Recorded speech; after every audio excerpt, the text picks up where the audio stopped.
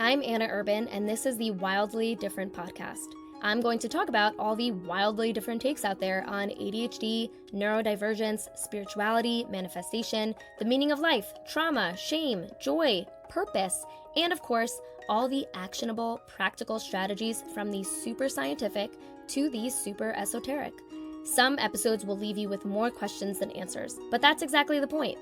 Is ADHD a disorder or a gift? Are we here to hack our time or maybe even to reimagine what productivity looks like entirely? How do we get ourselves to do the things we say we're going to do, even when every cell in our body would rather do something else? Are we neurodivergent, or are we aliens from Atlantis sent here to evolve humanity?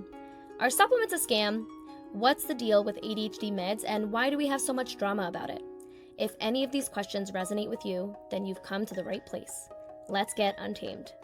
Hello, my wild humans. Welcome back. This is the Wildly Different podcast with Anna Urban, and today we're kicking off a 4-part series on getting to know yourself and why it's not just important, it's a non-negotiable.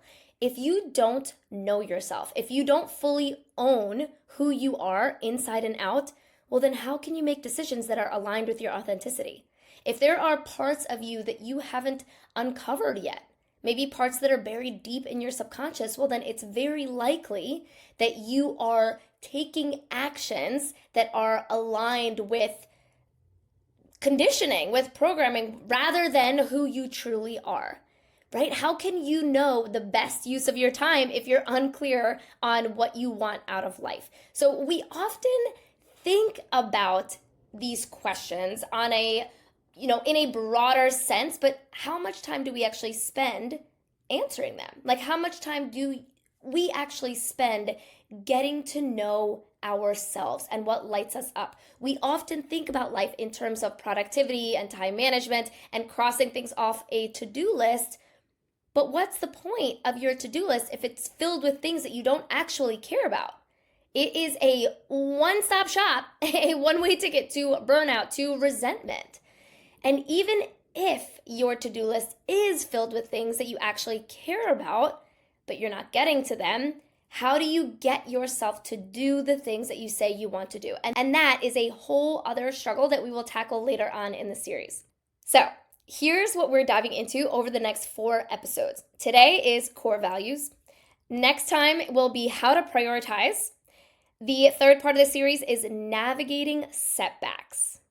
And then lastly, we're going to tackle perfectionism, because that often gets in the way of living out our core values, of the things that we say that we care about and want to do more of. So these 4 areas are deeply, deeply connected. When you get clear on your core values, everything else starts to align. Your priorities become clearer. Your time starts working for you, and the chaos of setbacks and perfectionism starts to lose its grip.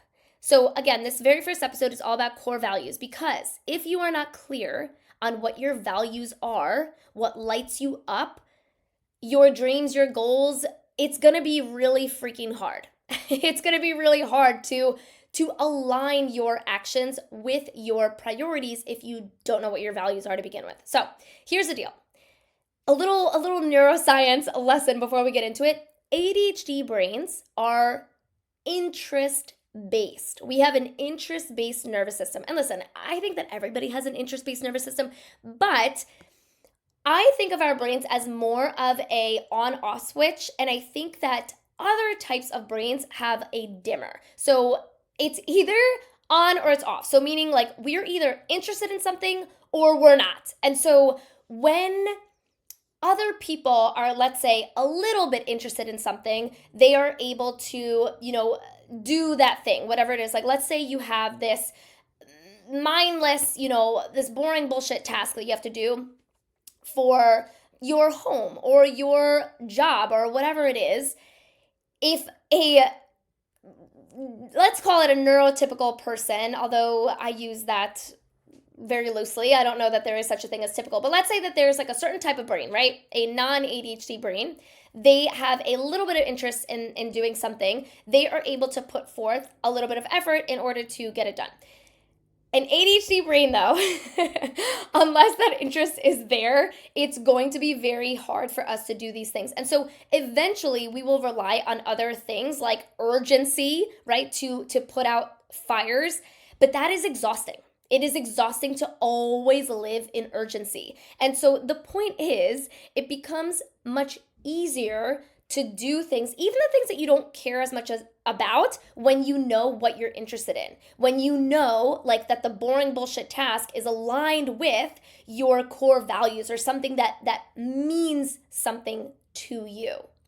Right? So again, I want you to think of your brain as having this on-off switch rather than having a dimmer. And if it is exhausting for you to do things that you're not interested in, well, that's why.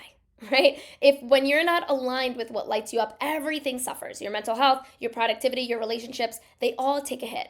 And so one reframe that I want to leave you with, a reframe, a mantra, something that you can tap into, that you can, put in your phone and screenshot it, save it as your background, put it on your mirror, whatever, is when I'm lit up, I show up. When I'm lit up, I show up. I want that to be your mantra, your belief that you are working towards, because a lot of you don't give yourselves permission to figure out what lights you up. And so it becomes harmful to you in two ways. One, when you don't have permission to find out what lights you up, well, now you're stuck doing things that don't light you up, and then you're blaming and shaming and judging yourself for not wanting to do those things. Do you see what I mean? And so then it becomes this like self-fulfilling prophecy of, well, I don't deserve to know what lights me up because I can't even do the things that, a adult is supposed to do. No, that's not how it works. You don't earn your authenticity. You don't earn what lights you up. It just is what it is. Listen, I'm a spiritual person, and I truly believe that we were all put here on this planet in order to pursue a certain calling. And I think that it becomes so much easier to give yourself permission to figure out what lights you up when you think of being human in this way. Like, we all have certain gifts, certain magic that we came here to uncover. And so it's not something that you earn. It's something that you are inherently born to do. And so I want you to think of that phrase. Again, whenever you are stuck on not feeling like doing something, like, I don't feel like doing this, I don't want to do this, I'm not interested in doing this, get curious. Get curious about what aspects of your life, like, you just have zero interest in doing.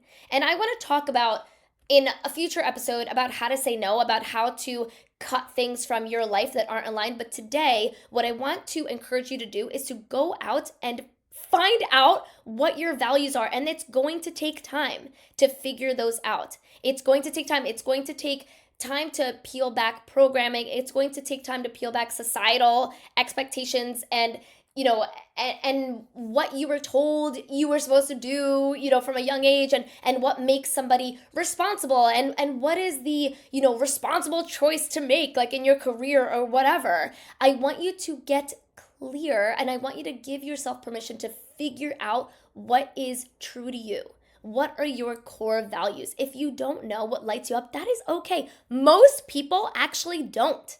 Most people, until they discover this work, they don't know what lights them up, but you can figure it out. But I want you to treat it as a process. And also, your core values evolve. They can evolve over time. My values, when I first started doing this work around, 3-4 years ago, are slightly different than they are today. Like, my values from a couple of years ago are different than they are today. They've evolved. In some ways, they're kind of adjacent, but there are other values that I have expanded upon, and I'll share what they are. So before I get into that, though, I want to share an example of one of my ADHD Untamed members. She is a medical student, and she did my core values masterclass, and she realized that she wasn't clear on what she wanted. She knew she wanted to be a surgeon, very clear on that. But she also felt like some of her values were shaped by what society and what her family expected of her. She couldn't even answer big questions like, do I want kids? And that uncertainty made her feel stuck. It made her feel anxious. It made her feel directionless. But worst of all, she was judging herself for not having the answer to that question. And so when I was working with her, I turned the judgment down. We took the pressure off. We turned the temperature down. I said, you don't need to have it all figured out right now. Instead of judging yourself for not knowing, I want you to get curious. And so we talked about who her mentors were. We talked about joining groups of surgeon mothers in order for her to ask questions and kind of see like what their life was like. I encouraged her to gather real life data, have conversations with women who like you have to go in both directions, right? If you're trying to figure out what your core values are, in her case, for example, talk to women who chose not to have children, talk to surgeons who chose not to have children, and then go out and talk to surgeons who did choose to have children, right? And see what resonates, see what lands. But it's going to be this kind of clunky experience, and it's okay that it's clunky. Like these are huge major decisions. These are big questions that we're answering. I want you to see it as fun, as play, right? We're playing dress up, just like you did when you're a kid, right? You try on a fireman costume to and pretend to be a fireman. You try on a nurse's costume to see what it's like to be a nurse. Figuring out your core values are the same. When you scroll on social media, I want you to have this in mind, right? We're all, bombarded with different people's lives and career options, and even just like ways to even just like different side hustles or ways or different hobbies, right? Like the next time that you scroll, I want you to keep this in mind. Like what do I like about their life? Like what kind of like lights me up when I think about how this person is living their life? And of course, like, we know that what people put on the internet isn't always real life, but still there's some kernel of truth there. Like if seeing something out in the real world sparks something in you, explore that, right? Explore that. Every time you allow yourself to do that, to ask these questions and to go out and seek the answers, you are getting a little bit clearer, a little bit more lit up. When you are lit up, then the action follows, right? The more that you are lit up, the more actions you will be willing to take. So for me, my core values as of right now are homeschool,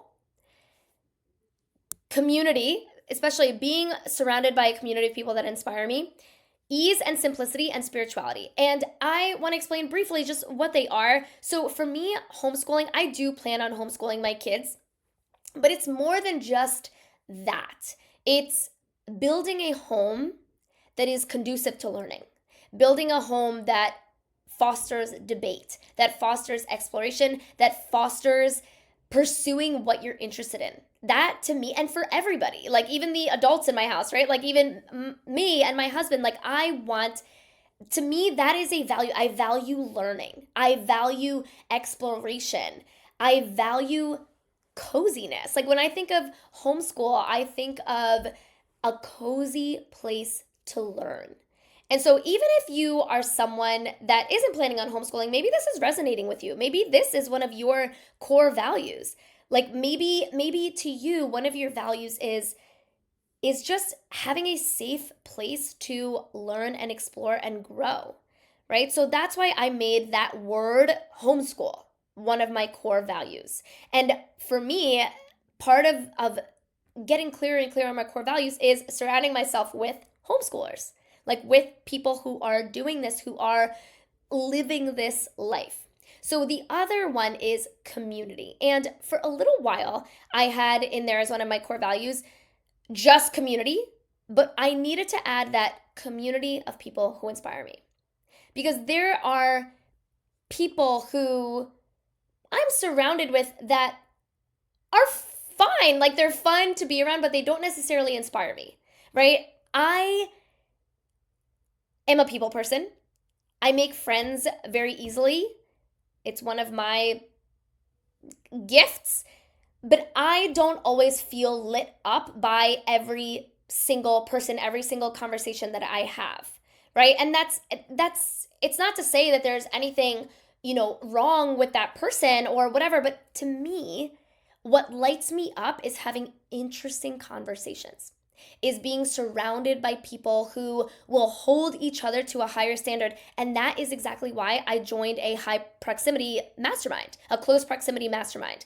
That was quite a high investment, especially compared to anything else that I've done, like any other work that I've done. And I specifically joined, right now I'm locked in with my current mastermind until I believe 2026. I'm locked in for all of next year and I think part of 2026 because I want relationships long term. Like I would rather poke my eyeballs out than have to explain my business to another person. I want to be surrounded by a community of people that inspire me and that know me and hold me to a higher standard. So that goes both for my own mentorship and how I mentor people. So I have very intentionally curated a group of people in Untamed.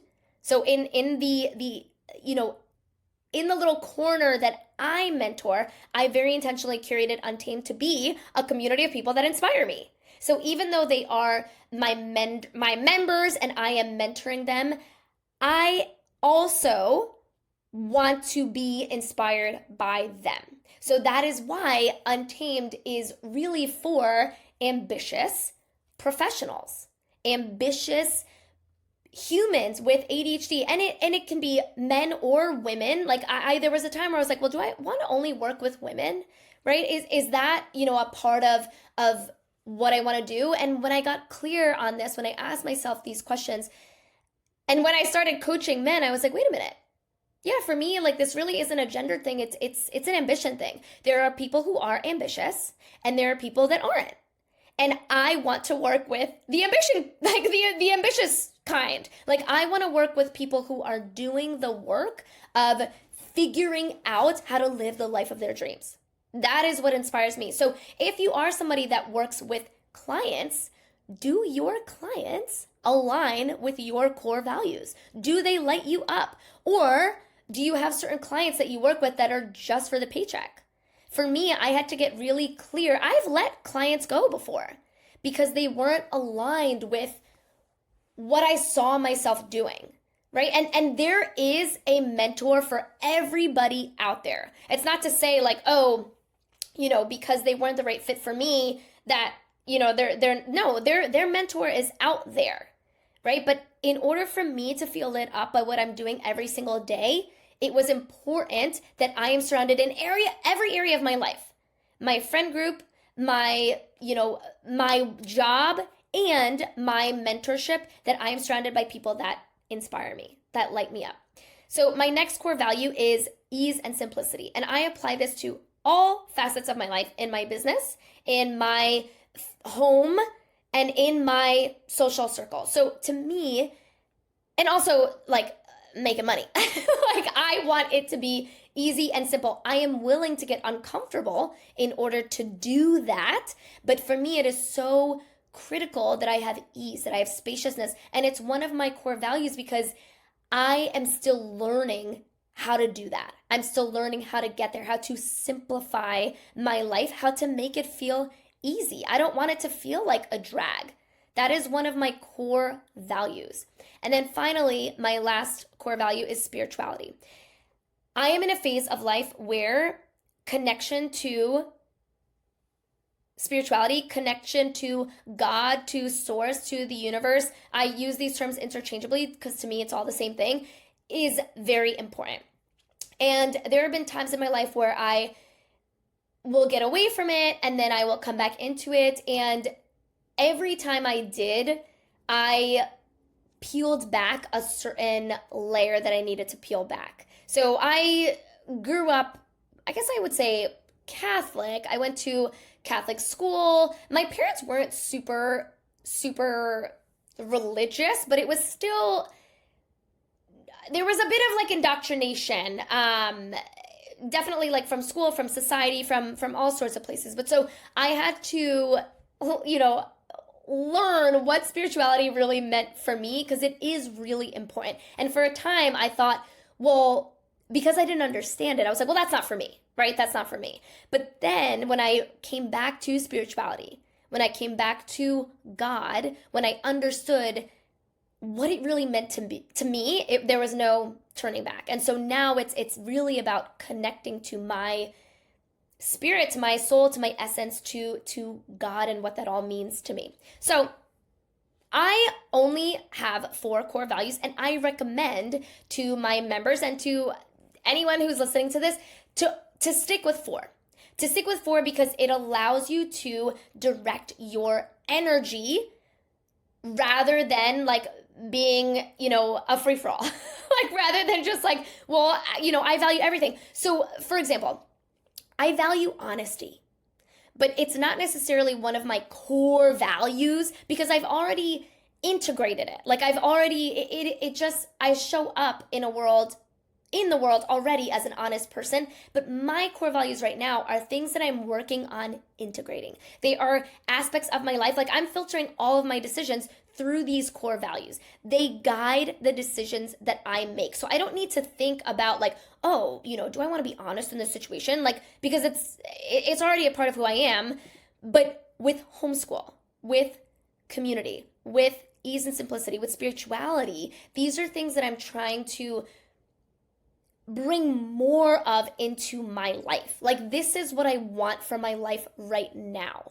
Right? So just because you don't include something in your core values doesn't mean that you don't value it. It's just that it's not at the forefront of your mind right now. That's not where your energy is going. And so when I'm faced with a choice, whether it's how to spend my day or what projects to take on, I ask, does this align with my core values? And sometimes I have to journal on it. Sometimes I have to, connect with my mentor about it. Sometimes I talk to my husband about it, with friends, in order to get clearer on whether something is aligned with my core values. Because when I honor what lights me up, I show up fully. When I honor what lights me up, I show up fully for the things that matter. So inside of my membership, ADHD Untamed, I have a whole masterclass on identifying your core values. But here is just a little preview to get you started, to get your wheels spinning. So these are some questions that I've intentionally written to get to the bottom of who you are. Here's the first one. We're coming in hot. What makes you envious? What makes you envious? What are the situations that you experience envy? Maybe it's when you are scrolling on social media, or maybe it's when you're with a certain friend, or when you see, a certain kind of person, or you have a certain interaction. Who are the people in your life or online that you envy, and why? What do you envy about them? What do you envy about their life? It's so interesting. When we think about envy, we normally want to pull back. Like we don't like to be envious. But how can you actually look at them as magnifiers? If you are envious of that person, it's striking a nerve. That is most likely something inside of you that you want, that maybe you have suppressed, right? Here's another question. What kinds of conversations do you gravitate towards? Let's say you're at a party and you overhear a certain conversation happening over there. What would make you go over and want to join that conversation? What types of things do you like to talk about that you can't shut up about? What are the things that you cannot shut up about? Number 3, what do you think about when you think of wanting money? What do you honestly and authentically want to use it for? When you think of wanting money, and I'm not just talking about like, oh, I want that Peloton like bike, or it could be that, right? It could be that, or I want that bag, or I want, that table for my kitchen, whatever. what does it represent for you? Like when you think about material things, what do those things represent to you? So maybe, for example, it's like, oh, I want this like really expensive bag. I don't know anything about bags, but I'm just using this as an example. Like I want this, this like, I don't know, $10,000 Prada bag, whatever. Is it really about that specific bag, or is it more about what it represents to you? Maybe it represents luxury. Maybe you value luxury. Maybe you value self-care, right? What do you honestly and authentically want to use your money for? And then last, if you had no fear or guilt, what would you pursue? Maybe like what kind of career, or what kind of, maybe if you're single, like what kind of partner you would pursue, or what kind of, I don't know, topics you would pursue, right? Like if you had no fear, no guilt, what would you pursue? All right, so these questions can help you start uncovering your core values. And remember, this isn't about getting it right. It's not about getting it perfect, because if that is how you're approaching it, it's just going to be another chore, right? It's about getting curious. It's about having this self-awareness to know what lights you up. It's about getting curious and giving yourself permission to explore. And here is where I'm going to lovingly call you out.